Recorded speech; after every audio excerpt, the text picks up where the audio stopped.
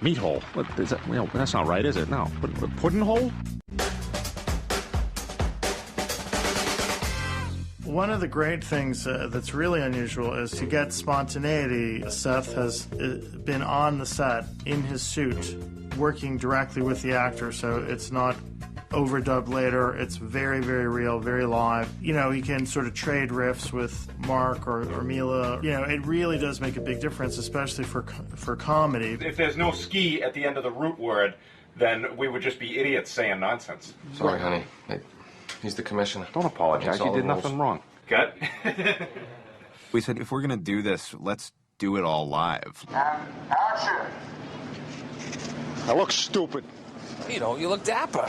I'm a fuzzy little guy wearing a suit that could fit a child. That does not scream respect. What that did was, A, allowed us to go off script, which you don't necessarily get the option to do when you're working with CG characters, because their dialogue is recorded weeks before or weeks after. A lot of people seem to respect Dustin Hoffman. You know, not after Mr. Megorium's crazy shop of fucked up shit, or whatever the goddamn thing was called.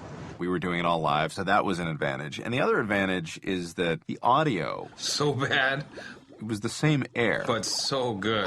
Yes, a study in contrasts. You know, our voices were bouncing off the same walls in the same room. And that goes a lot further than you think it would in getting an animated character in the world of a live-action character. I'm sorry.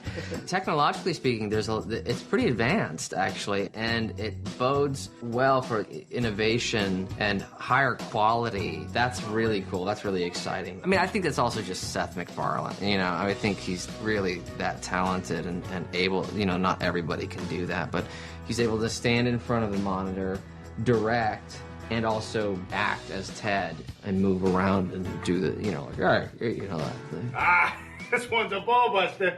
The Mvn suit was a fucking godsend, because originally I was gonna have to wear one of these spandex suits with the little ball sensors on them. It was 100 degrees in there, and if I was just doing the bear, we could probably do this, but I'm also directing this movie. I can't be in this thing all day. I'm gonna kill myself. And my producer, Jason Clark, did some research and found this Mvn system where you just put straps on over your everyday clothes. It's still not the most comfortable thing in the world, but, you know, I could walk around in it all day. I could sit down and wires everywhere sticking out. Come on, bring it in, you bastard. That was what enabled us to do it all live, that I would be off camera, you know, performing with Mark or Mila or whoever. Go. Brandy, Heather, Channing, Brianna, Amber, Sabrina, Melody, Dakota, Sierra, Bambi, Crystal, Samantha, Tara, Tammy, Lauren, Charlene, Chantel, Christy, fucking Mindy, Gina, Krista, fucking Brenda, holy fuck. It took a little while to get used to acting opposite whatever they had, whether they had the stuffed bear there or they had the little stick with the eyes on it. And then, of course, having Seth, you know, somewhere in the room doing the voice was also very helpful. Company's turning 20, so you can bang it, but you can't get it drunk. Right? She gets it. She loves my humor. She enjoys my humor. Hey, Johnny, how about a couple of beers, huh? If Ted is in the scene, MacFarlane puts on a suit to simulate Ted. I would be off camera, you know, performing with Mark or Mila or whoever. We were doing it all live, so we could improvise in spots and embellish.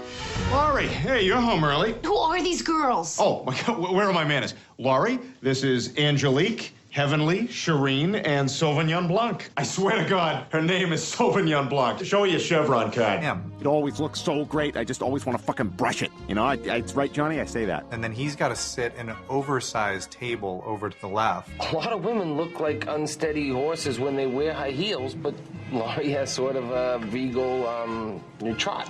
A canter. Oh my God, yes, you canter.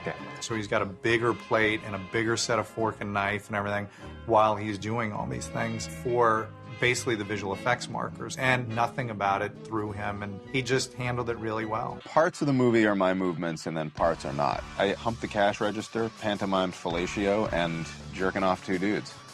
It's the kind of progressive left-wing guy I am.